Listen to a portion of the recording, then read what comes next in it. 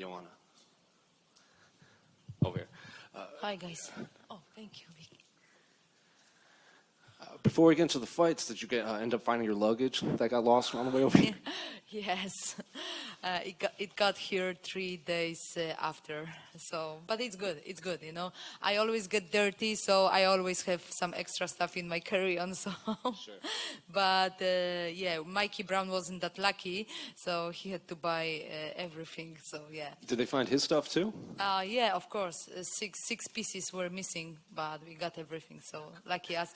And the funny thing is that our flight got cancelled, the first one.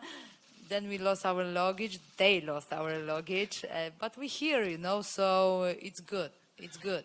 Well, kind of going off of that, how has preparation for this fight camp been? I think this is only your 4th 3-round fight in the UFC. So have you enjoyed preparing for a 3-round fight as opposed to a 5-round fight? It is. There was not a big difference, and same like people were saying that I should get an easy fight.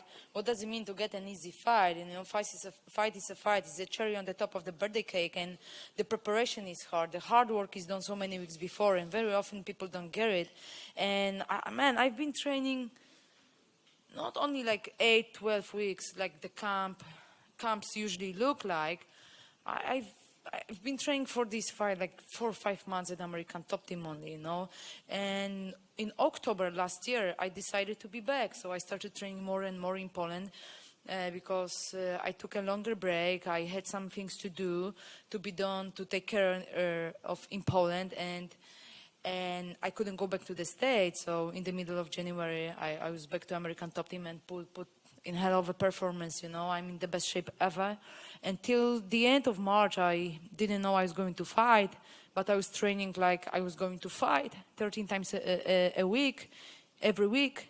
So you can imagine how much of effort, sacrificing, tears, blood, sweat, up and downs I put into this camp, you know, and I feel in the best shape ever.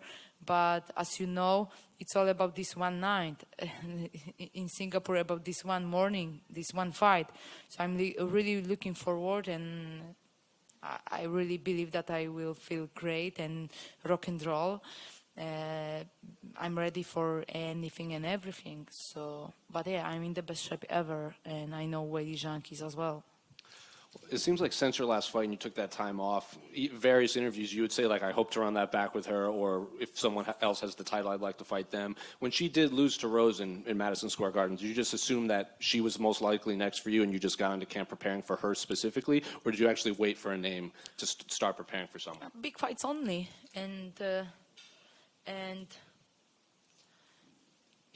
big fights only, and she's one of the best. She made it to the league. She was the champ. Me neither. So we made it, you know. And she's the best. Even after her 2 losses, she proved that she's one of the best, one of the toughest in this division. So I know there's lots of talk about another girls who should get the title shot, but there are girls, and we show up. Me, Weili, Rose, and we put on hell of a fights every time, you know. And this is what this business is about, you know. It's not about boring fights. It's not about just fights. It's all about being the best every single time you step there. That's the thing. So I signed a new contract. I'm happy with, but I'm happy to get the fight of the year again, you know, this year, 2 years later. I don't know if you heard, but Dana White did an interview today, and he said the winner of this will fight for the title next. And I think you obviously said that if you win, you want to fight for the title. I'm not surprised. Yeah. I knew that. I knew about that from my last fight, you know, because, yeah, actually, I knew that. So I would not sign agreement for this fight if I didn't know that I was going to be the next after winning on Sunday. So, yeah. I knew that, and I'm not surprised. It's good, man. I feel like we both deserve. It's surprising what happened in the fight between Rose and Carla, but what? It is what it is, you know? It is what it is. Joanna, how big a difference do you think having this fight at 3 rounds will be from 5 rounds? Oh, definitely. You know, sometimes the first round is like we read each other. But here's no time to do this, you know. So from the first seconds, I will have to put in work, and we will have to play my game. I will. From the first seconds of the fight, I will have to do my best, you know. That's the thing. That's the thing. Was there any conversation with the UFC about making this 5 rounds or not really? No, I know the fans want it, and there was an idea, but we ended up fighting 3 rounds. It's also because of the 2 title fights, you know, on this card, and yeah, that's okay. When you think about legacy and you say about putting on the best fights, obviously your first fight was one of the best of all time. So do you think like, okay, I win this one on Saturday or Sunday morning, and then in the future we'll do a trilogy fight and it will be the biggest thing in women's MMA history? Let's see after Sunday, you know. But when I think of legacy, like yesterday or day before, because I've done so much media, so many interviews, and after Rose lost to Carla, the media went crazy, you know. So I've done really like maybe 40 interviews, 50 interviews with this fight week since last Carla's fight and Rose's fight. But I realized yesterday that next year I will hit second decade from the time I started doing martial arts, and I'm turning 35 this year, you know.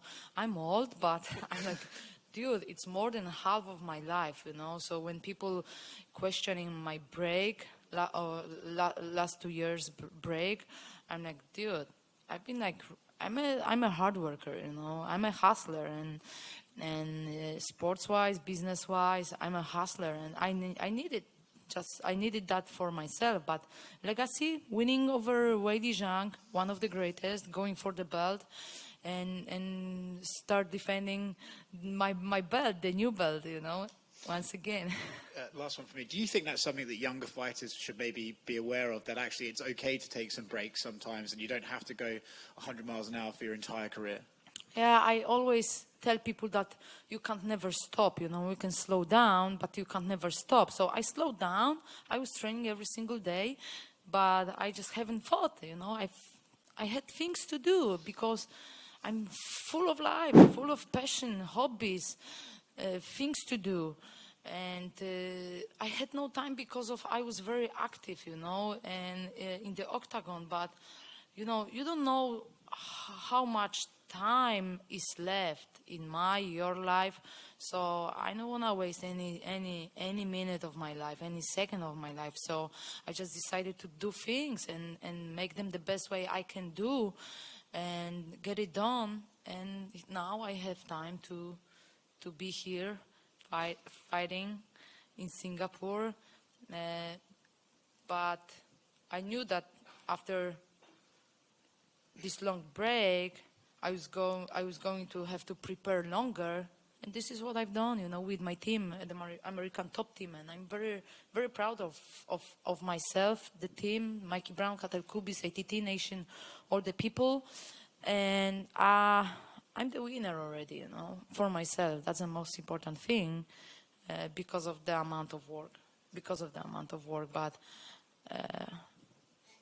Any advice for fighters? Yeah, sometimes it's good to take a break, you know, step back a little bit and look at the big picture.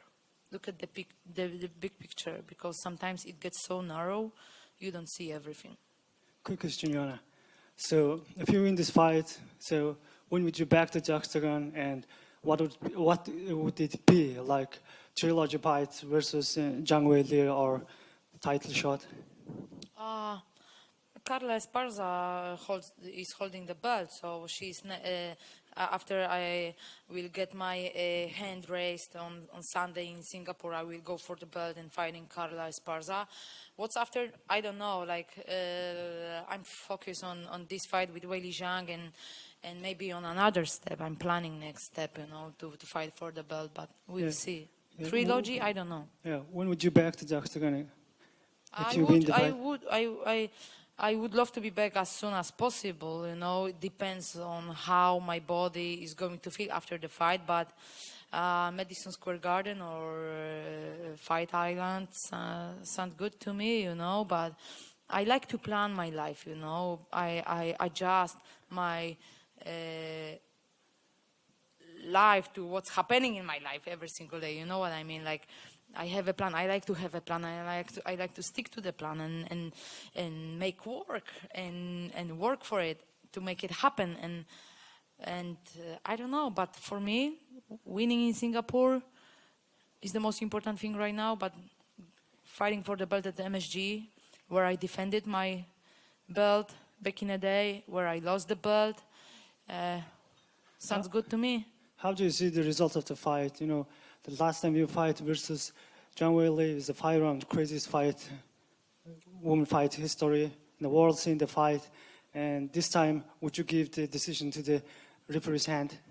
Of course, I don't want to leave it in the judge's hands, but sometimes, you know, you not always get what you wish for, you know. I wish for knockout, I wish for submission, but it's not that easy, you know, especially at this level where I'm at, you know, and Weili Zhang. So it's going to be the toughest fight in my fighting career, but I'm ready, you know. I'm ready. Thank you. Thanks. Joanna, right here.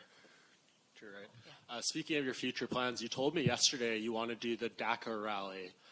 Can you explain what that is to people who may not know and why you want to do this? Dakar Rally, I did my racing debut as a driver, you know. So if I will do one half amateur racing, I will get my pro license, and you know, Dakar race is like, holy moly, the craziest thing is that you can't take shower, you know. This is what scares me because I'm a very clean person. But, you know, I love doing things. And back in the day when I was a teenager, when I was a little girl, I dreamed, for example, about trip to the States. And I was visualizing New York, Manhattan. And I was like, oh, you're never gonna make it, kid. You know, it's too far, it's too expensive. And after so many years, my picture was hanging at Times Square, you know. And so every dream can come true. And now I have all the money. So, I mean, like, the money I haven't had back in the day. So I can really do things I wanted to do when I was a teenager or when I was younger. And I just want to challenge myself, you know. I'm very competitive and I want to challenge myself. I love motorsport and I see myself doing Dakar race. It's very hard race, isn't easy. You have to, the temperature, the climate, everything is so hard, so difficult, but I just love to challenge myself, you know. And it's something I wanted to do for a long time. When is that? What? When is it? When? Yeah. It's every year. Okay. It's every year. Do you so know I need what to be time? retired because it's also very dangerous, you know. So last time I was before my racing debut, I had like a training, and my car flipped. Flipped, you say? Flipped. It was kind of funny, you know, scary, but oh gosh. So I did test, like, if I really want to do it or it's just my wishy-washy. But I was like, holy moly, it's different than fighting, you know, the emotions and how you have to be well prepared for this. It's amazing, you know. I have tons of respect to all kinds of sports and athletes, but this is amazing, you know. This is what I really want to do. And we talk about your legacy in this division, in this sport. You haven't fought for 27 months, and only just now, Carla Esparza tied your record for the most wins in the division with 10.